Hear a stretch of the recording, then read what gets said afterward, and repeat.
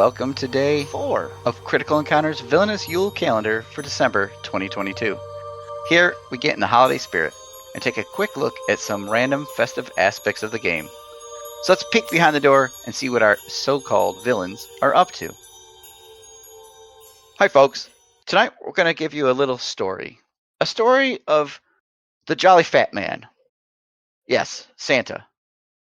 Did you know Santa is a canon character in the Marvel Universe, first appearing in Strange Tales number 34 in 1955?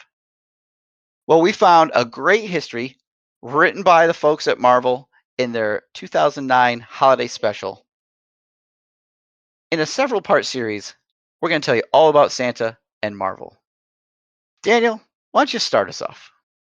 Well, thank you, Steve. I will. The history of Santa Claus is wrapped in legend and possibly originates from a number of different beings. The name Santa Claus is believed to be derived from Saint Nicholas, the saint of Russia, Greece, Apulia, Sicily, and Lorraine. He's the patron saint of judges, paupers, sailors, specifically storm-beset sailors, bakers, travelers, poor children, prisoners, perfumers, thieves.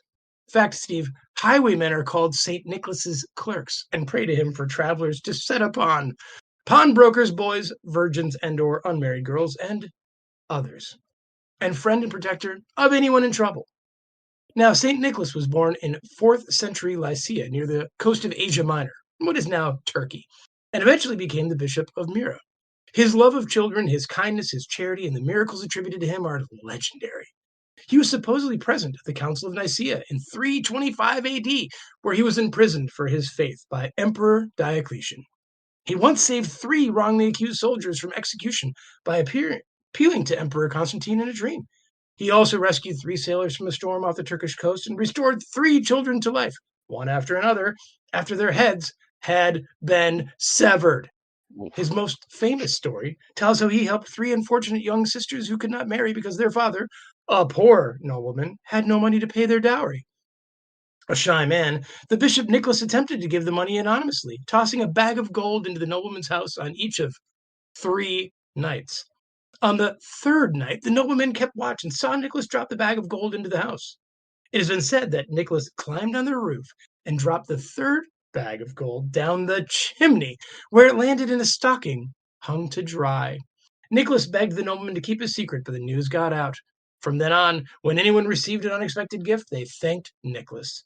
When Nicholas's relics were taken by sailors and moved to Bari, Italy in 1087, following the Muslim invasion of Myra, a church was built upon them, inaugurated by Pope Urban II. 600 years after Myra's end, the Russian Emperor Vladimir visited Constantinople and heard all the wonderful stories about Bishop Nicholas and decided to make him Russia's patron saint. The story spread to the Laplands, to the people of the reindeer sleds. In the Netherlands, the name Sint Nicolaas was contracted into Sinterklaas, which inspired the name Santa Claus. The anniversary of Nicholas's death, December 6th, became a time of giving, which over time became linked to Christmas, the December 25th Christian celebration of Jesus Christ's birth. In England, St. Nicholas, or rather his popularity, went underground during the Cromwellian period, like joy and other good things, but resurfaced following the restoration of 1660. Another source details Santa Claus as a derivation of the Asgardian Allfather Odin. Centuries ago, the fisherman Sigurd's ship was caught in a fierce storm while returning with provisions from his home village Midwinter's Feast. The storm blotted out the stars, and Sigurd and his sailors could not navigate their way home. Sigurd's wife, Sia, prayed to Odin to help her husband. At the same time, the Asgardian troll, Griluk the Greater, who had summoned a giant asteroid towards the city of Asgard, home of the gods, demanded Odin surrender Asgard to him or risk its destruction. Odin commanded his son Thor stay his hand against Griluk and instead gather a quantity of Asgard's finest foods, wines, and linens. At a moment predetermined by Odin, Thor hurled his magic hammer, Mjolnir, and destroyed the asteroid, and the resultant energies formed a brilliant flash of light, which appeared as a bright star in the sky that guided Sigurd and his sailors home. Meanwhile, Sia heard an odd sound and rushed to the hearth, where she saw a man in furs holding a massive bundle. The man vanished in a flash of light, leaving behind meat and fine gifts.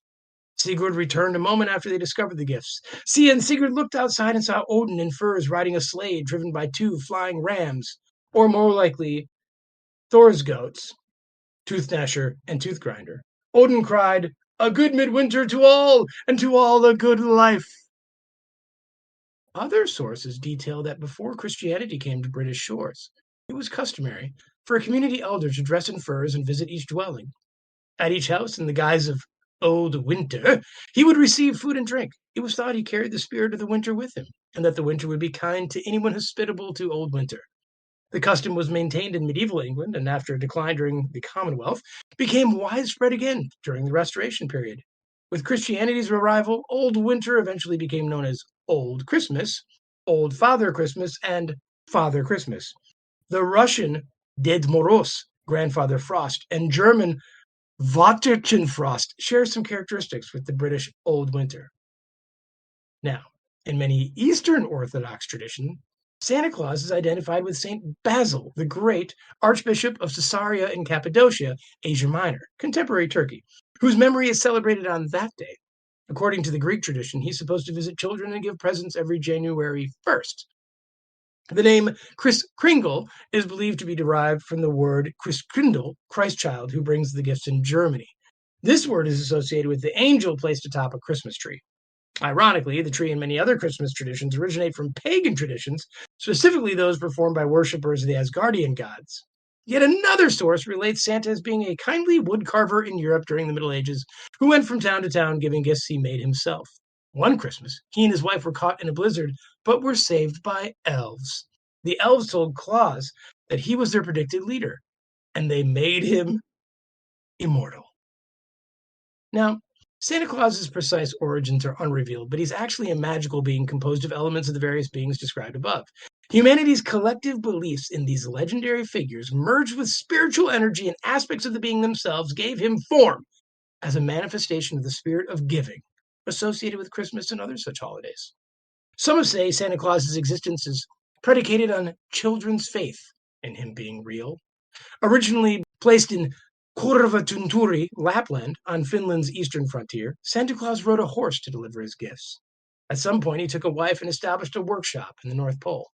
Described by some as a jolly old elf, Santa assembled a team of dedicated true elves, most of whom were descended from the light elves of Alfheim, a realm associated with Asgard, who constructed toys all year round. On Christmas Eve, Santa Claus magically fills a dimensionally limitless sack with toys and travels the planet via his sleigh, driven by 8 flying reindeer, delivering the toys to good boys and girls, bending the laws of space and time to accomplish the feat over the course of one night. Santa Claus magically slips down the chimneys or uses magic passkeys to enter apartments and delivers the toys around a tree or in stockings put by the fireplace, often taking the time to enjoy cookies and milk left for him by the children and or their parents. In a variety of different forms and known by numerous names, Santa Claus performs similar deeds across Earth. In some cultures, he is sometimes accompanied by Knecht Ruprecht, or Black Peter, who punishes bad children. French women sometimes prayed to him for husbands. He supposedly inherited some of his magic from Melkor, one of the 3 kings of Bethlehem. His horse, reindeer, and elves are all allegedly gifts from Odin. Odin's goats, Toothnasher and Toothgrinder, later gifted to Thor, and his 8-legged horse, Sleipnir, are the likely inspiration for these. By some accounts, Santa Claus and Father Christmas are separate beings, though they may share similar magical origins. Good night, children. Hey folks, hope you enjoyed that. That was our special gift to you. You want to send us holiday gifts? You can email us at criticalencounterspod@gmail.com. We are Critical Encounters on Facebook, or you can find us on YouTube by searching for Critical Encounters Podcast. And on Discord, we are Vardane, Big Fun Blow, and Wandering Took. If you like our show, tell Santa. If you don't like our show, tell Krampus. Good night, everyone.